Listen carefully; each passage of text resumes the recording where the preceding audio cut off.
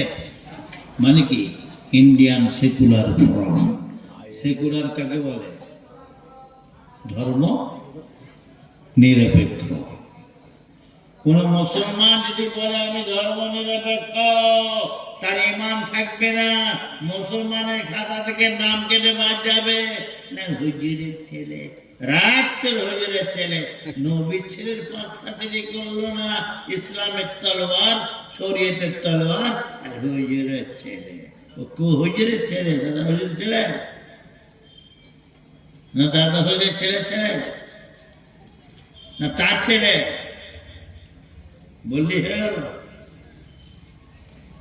নবীর ছেলে। পিসাব রেখে দেন, কোথায় পিসাব, নবী কোথায়? নবীর ছেলে কেনান কাবেদ। হযরত নূহ আলাইহিস সালামের ছেলে কেনান কাবেদ।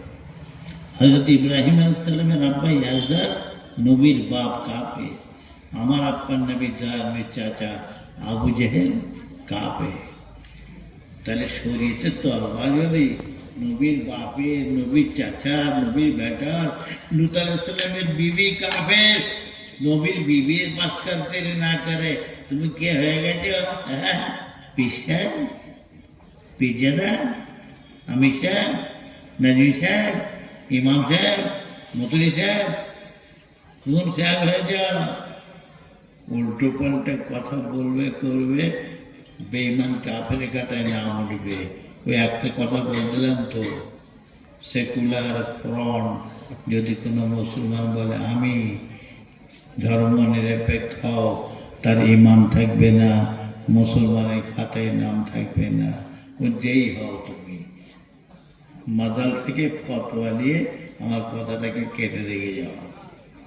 তো সিলসিলার মুরিদ এরা দাদা হুজুরের পাগল। এই দাদা হুজুরের পাগলে আমি ইসমাইলেরও পাগল। কি কথা ঠিক না বেঠিক? হ্যাঁ, না ইসমাইল তো কত না গলিতে গলিতে পড়া আছে।